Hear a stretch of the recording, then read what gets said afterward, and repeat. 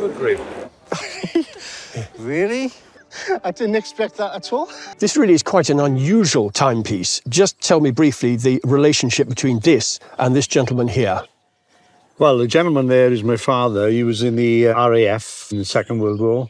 As a general dog's body, basically, and what have you. But he served in France and Singapore and so on. We came across it, sadly, when he passed away 34 years ago. It's been basically in a drawer ever since. I'm not surprised, really, because it's not the sort of thing you could ever wear, is it? Let's be honest. No. I mean, right. just putting it to scale, it is significantly bigger than a standard wristwatch, and the size of these lugs are massive. So why do you think the lugs are big? Well, I think obviously not to go on a wrist. The reason that the lugs are massive is because it would have had a very large, thick leather strap that went over a flying jacket. Oh, right, Okay. I see. So it was worn on the wrist, but not conventionally. All right. Okay, it says chronograph a ritorno. So Italian, a reversing chronograph, Right. but it's by Leonidas. The company are Swiss. They Right. started in the 1840s and they combined or merged in about the 1960s with Hoya. Right, And Leonidas Hoya, really then after the Japanese courts invasion, they became the primary timers for all the international sporting events. Right. So great provenance from that point of view. And this is probably 1935, possibly towards the start of the war. I'm sure you've probably tried out. You press the button at 3 o'clock and off it goes in a clockwise direction. And then you press again and it comes back again. and it goes back. It's an intriguing thing to use. I have to be quite honest, and I never having operated one before, I don't know when you actually started it, when you dropped your bombs, etc., etc. And if anybody could shed light on that, I'd love to know. Yes, so would we. So would we, yes. Yeah. So, money. So Yeah. no one's going to wear it on the wrist. No. It's too big, and it doesn't tell the time anyway, so it would be a pointless exercise. So the military collectors will like it, particularly the Italians. Okay? So let's say, realistically, for something like that, £2,500? Right. You happy with that? Very. Yes. Okay. Thanks Thank a you. lot. Let me ask you then, why is it so dirty? Do you not look after it? No, it lives in a box in the attic because it's so ugly. Really? Yeah. Who banished it up there? My wife. And how long ago did she put it up there, dare I ask? Well, it was given to me about 5 years ago and it was put straight into the attic. My husband inherited the clock from his uncle, and when he brought it home, I wasn't impressed at all. Underneath all this filth and mess, we have the most wonderful bronze bull. And he's standing It was very ugly, very dirty. We didn't realise how dirty until we were told how dirty it was on the roadshow. I thought that's the colour it was supposed to be. You're lucky. Look, the original pendulum. Still there. Still there. I had a feeling that the clock was going to be worth perhaps a couple of £1,000 because it was pretty old. Even in this state, I think your initial offer would be in the region of 20,000. 20? £20,000 in the rough like this. Good heavens. When they double, treble or quadruple the value that you have in mind, it's just unbelievable. By the time it's been lovingly cleaned, restored, everything done beautifully, you're not going to replace this retail for anything under 30 to 35,000. Good heavens above. My wife would never believe it. I said, "Oh, how'd you get on?" So he said he was quiet, awfully quiet, and his lip was quivering a little bit. And I managed to blurt out the fact that Richard Price had said, oh, in its present state it's worth £20,000. But when I got to the £30,000 mark, I was getting a bit too excited and a bit emotional. It just didn't enter my head, or Keith's, that it could be that valuable. I said to Audrey, I said, well, I want to see it restored. OK, we're going to sell it, but I want to see it restored. I want to see what it really should look like. It was obviously rather worrying, the fact that it had been in the attic for such a long time, and there may have been a little bit of damp there, but considering it survived very, very well. When we removed the springs from the barrels, they were actually signed and dated by the manufacturer, February 1754. So this is exciting because it's another thing that we can use to date the clock quite accurately. The moment of truth. Wow. Oh, that's fantastic. Yeah. Oh, you've done great job. That's fantastic. Wow. It's beautiful. Yeah. It really is. We were very You would happy. never have believed that it would have looked as good as this. It was so black, and of course you're never quite sure what's going to be underneath. It's absolutely marvellous. Absolutely, yeah. You've praised with it. Oh, yeah, yeah. No, it's not quite so ugly. Do you know, I've seen many fascinating lighthouse clocks over the years, but this one is very, very intriguing. Let's just take what I call the head of the lighthouse, in other words, that is above the gallery. Yeah. And we have an 8-day French movement in here, and then moving around to the back, we have an aneroid barometer, and then flanking on either side, twin thermometers. Now, for all intents and purposes, that is absolutely standard. The finish has gone, sadly. This would have been gilt brass and silvered brass as well. In fact, you can just see traces of the silver there, but somebody's been a rather bit overzealous with the cleaner and abrased it all away, which is a shame. Now, this lifts out, and in every other model of this I've seen, this particular rod has been a little bit longer, and it has a sort of serrated base, and it is turned by a movement in the base. Oh, I see. So very slowly, it just rotates. Let's just pop that there. Now, just to have a look at the detail here, do you see it's actually done in simulated brickwork? Stonework, yes. Just like the lighthouse. And you've got the step base of all the ones I've seen before. This bottom bit is black marble, and from there on up is brass, and this bit comes away with 3 big screws underneath to reveal the massive automaton turning movement. To rotate the exactly. head. Now,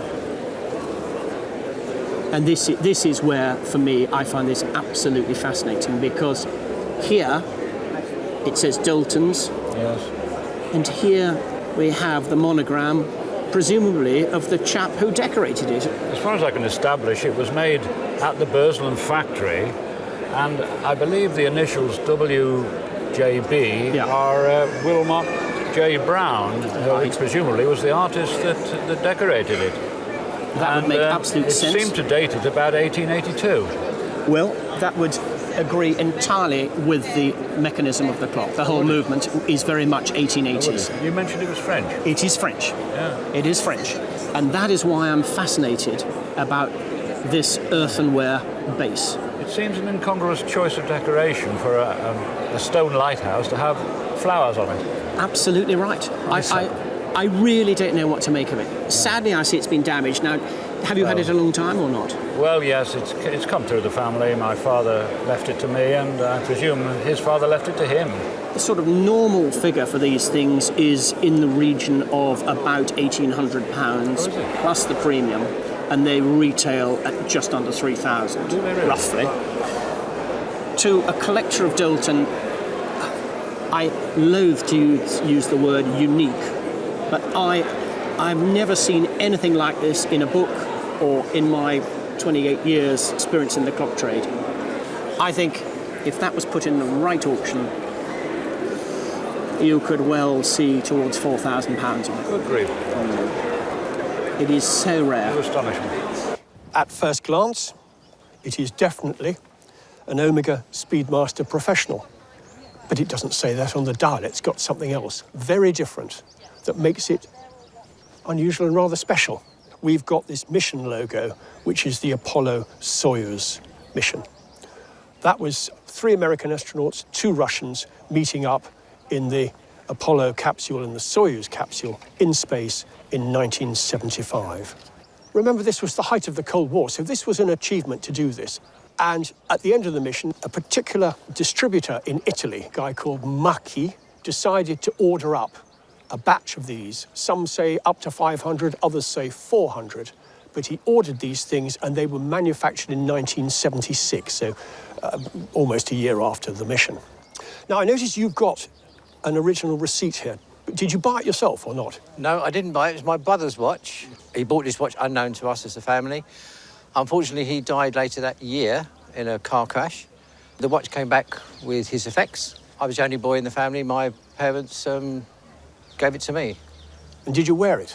No, it's not really my type of watch. I found it a bit heavy, a bit bulky. I stuck it in a drawer and thought, well, it may come in useful someday. And 20 years later, I got it out. And we have a date there, which is the early part of 1980, 330,000 lira.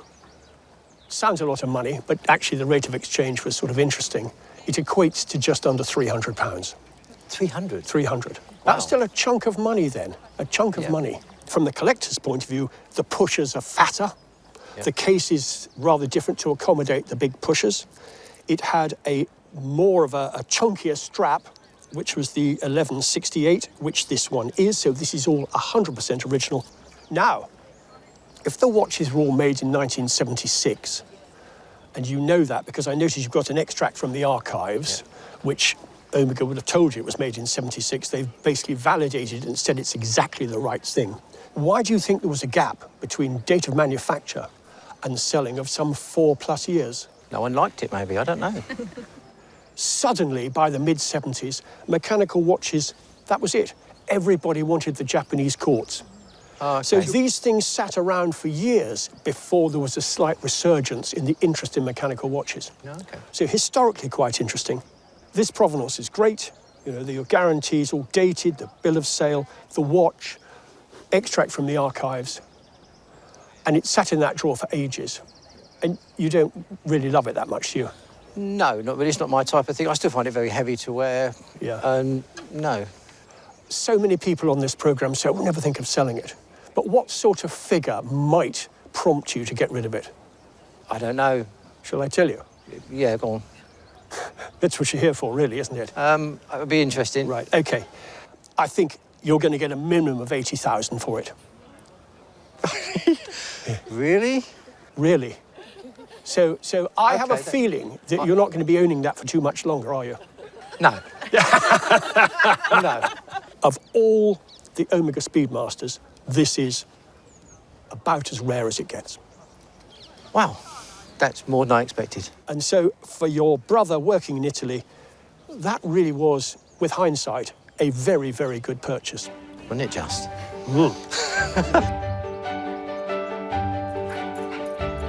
Well, when Richard told me the price, I just went, wow. I mean, it just blew my mind that something as simple as that could be worth so much money to somebody. It's just incredible, absolutely incredible. I was thinking of selling it anyway, but I think that's just pushed it up. Selling it is the best thing. Just got to try and hide it from my two sisters now. You have never used this nut? No, I haven't. You've never wondered what that was for? Well, I have wondered, but I don't know. Well, we just hang the pendulum on. I see. Okay. And then this nut unscrews from this back plate. Oh, yes. Okay. And then it goes through there and it screws into the center. So you can lock your pendulum rigid. Now, when you take it home, it's not going to shake around. Right. Thank you. Thank you. There we go. Excellent. You probably know it's a skeleton clock. Yes, I had heard that, actually, yes. And it's very, very typically English. Is it? About 1860 to 1865. Right.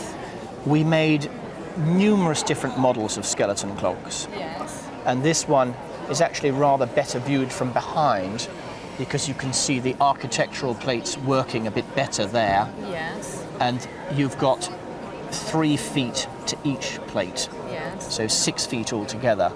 And the 2 plates are held in position by these rather nice tapering baluster pillars. Is it made of brass? Because I know it's quite heavy. It is all brass. I see.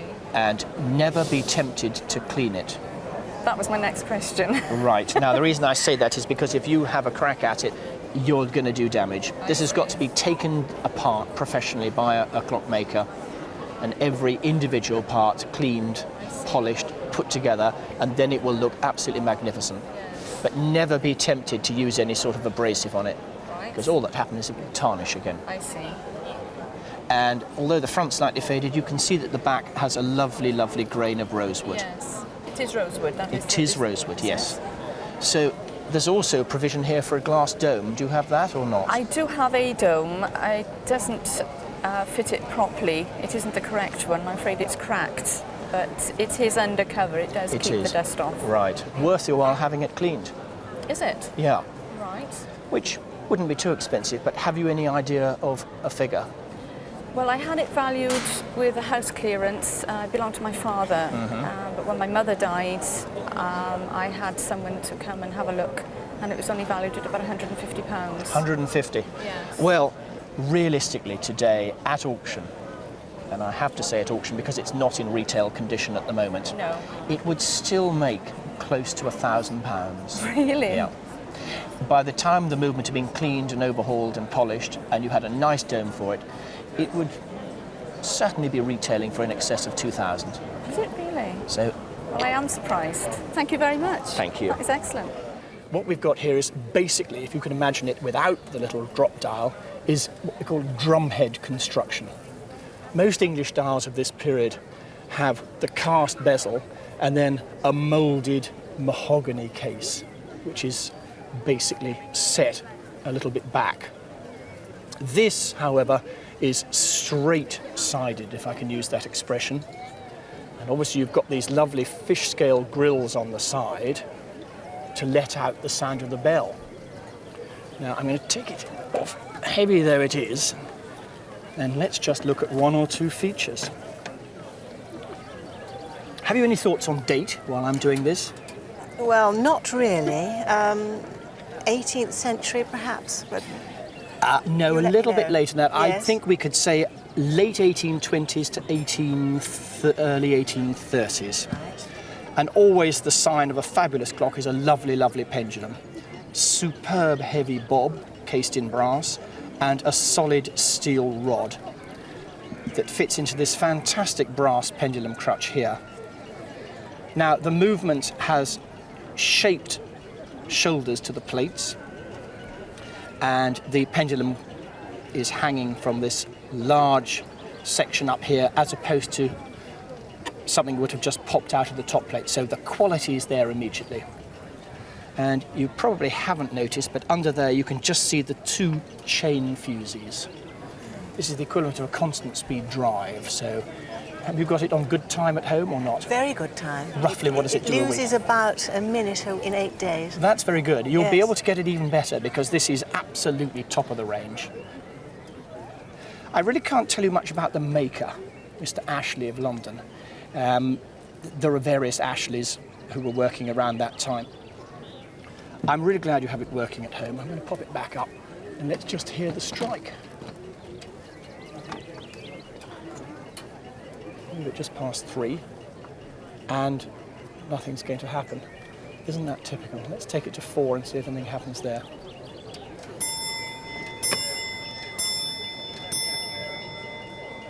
So there we are, a lovely, lovely strike. Is it something we had in the family for years or not? My father-in-law bought it about 40 years ago. So sort of 1960s? Yes. For home use or? No, he had it in his office. And when he retired, he actually forgot it.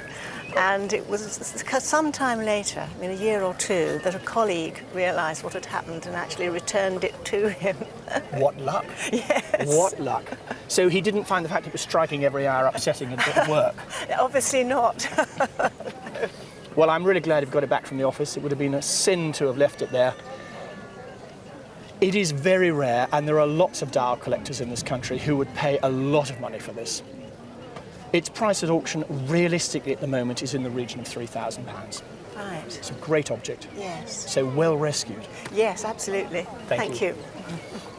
So, Rolex collectors obviously know what this is, and this is a Rolex Oyster GMT Master. Yeah. And they refer to everything by the reference number. In Oh, this okay. case, it is the reference 1675. It's also here on the bill of sale, which I see is from a Hong Kong retailer in the early part of 1971. Yeah.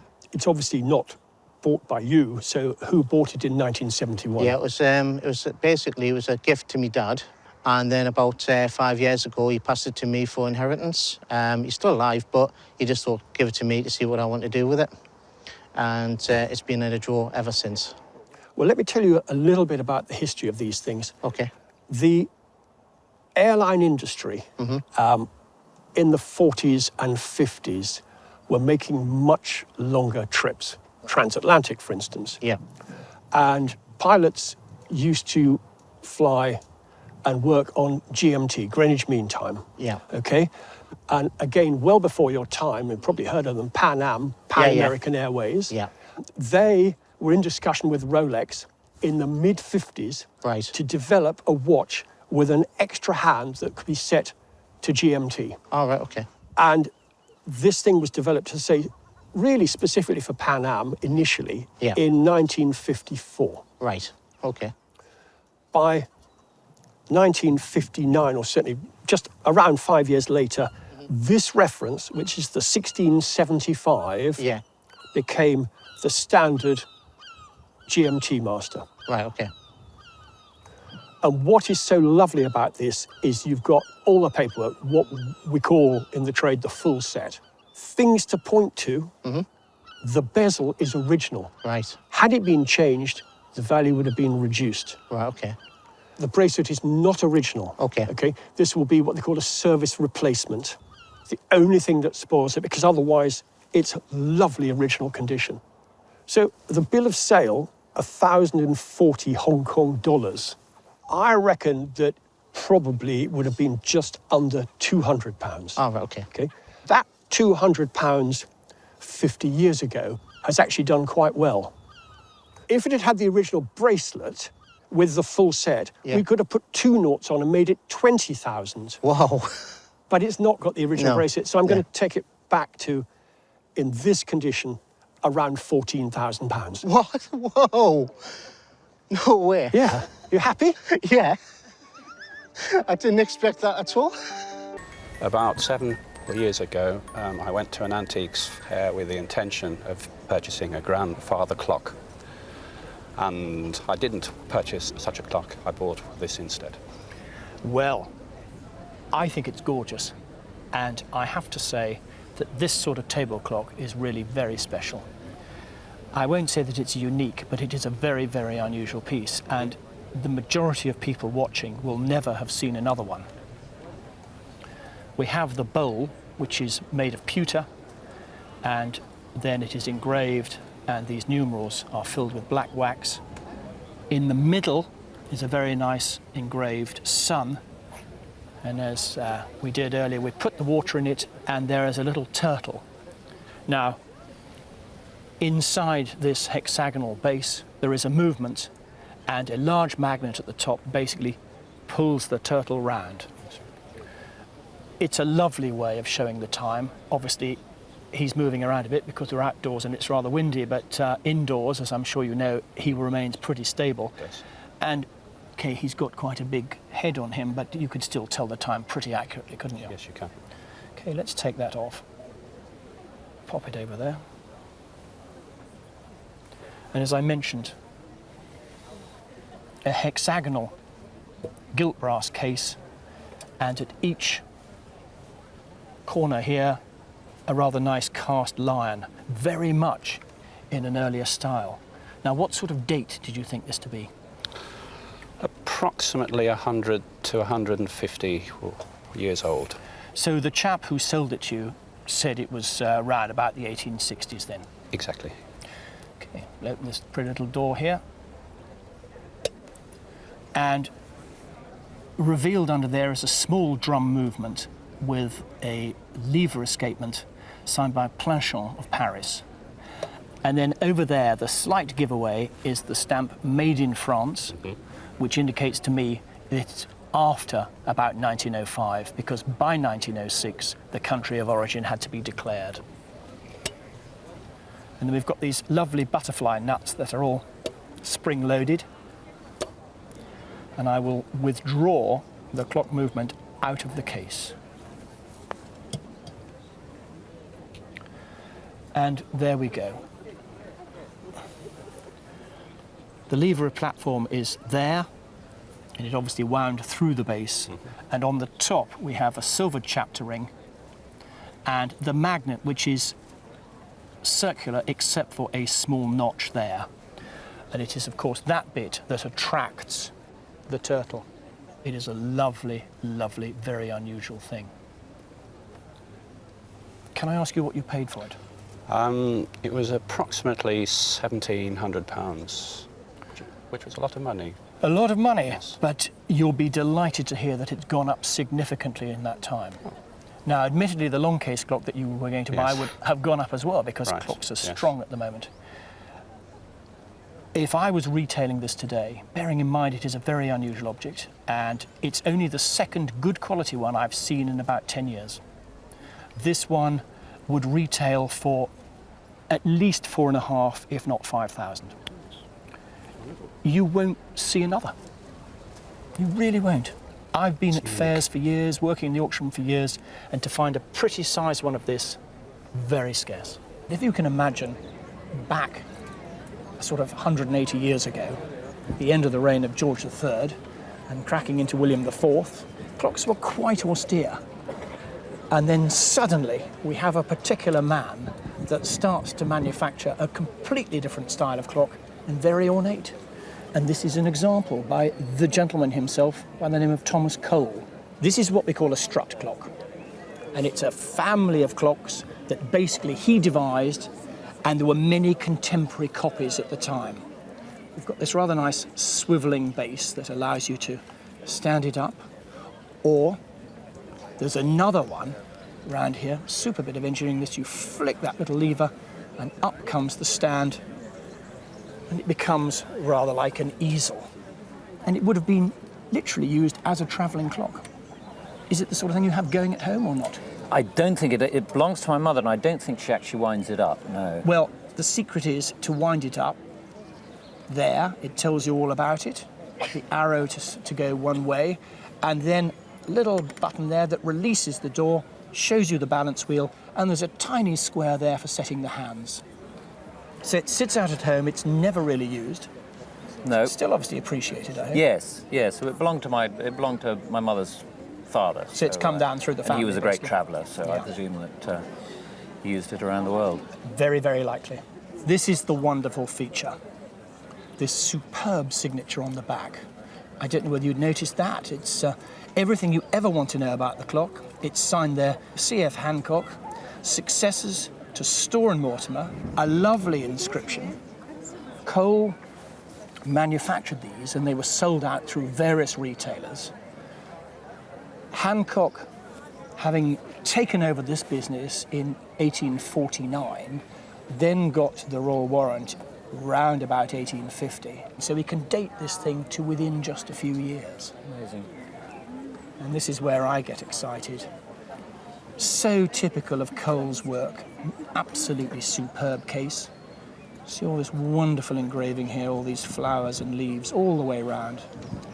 And repeated on the silver dial. Superb fleur-de-lis hands.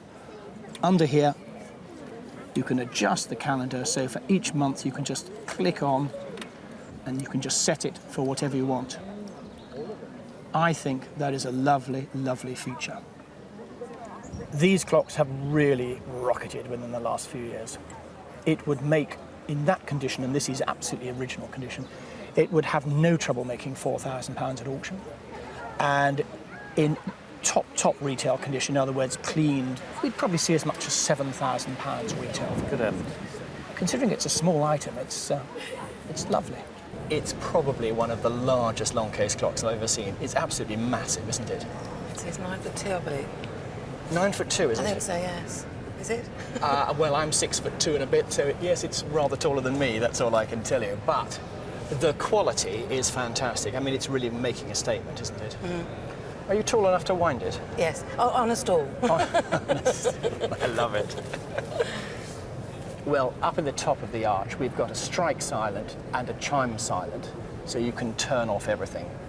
It's obviously a 3-train movement, and I see it's retailed by Dutton & Son of Oldbury. The date we're talking about are the last few years of the last century. Maybe just sort of into this century, but I'd rather say the 1890s in all honesty. So originally, of course, this would have been very nicely silvered and these gilt numbers would have shown up very well. Now, someone's obviously had a crack at cleaning this, but this can be resilvered without any trouble at all. Slightly unusual. I was expecting for a clock of this size to see 8 gongs, but we've only got 4. Obviously 3 trains, so 3 different weights. The mirrored back, but just look at it. I mean, look at the carving in this oak case. So, what would it fetch at auction? Probably £5,000 or £6,000 as a bare minimum. And to the right customer who wanted a big clock for a very large, impressive house, I could well see somebody spending at least £10,000 to £12,000 in a shop for it. So, keep looking after it. I know, it's never going to go. It's in the family. It's too much to us.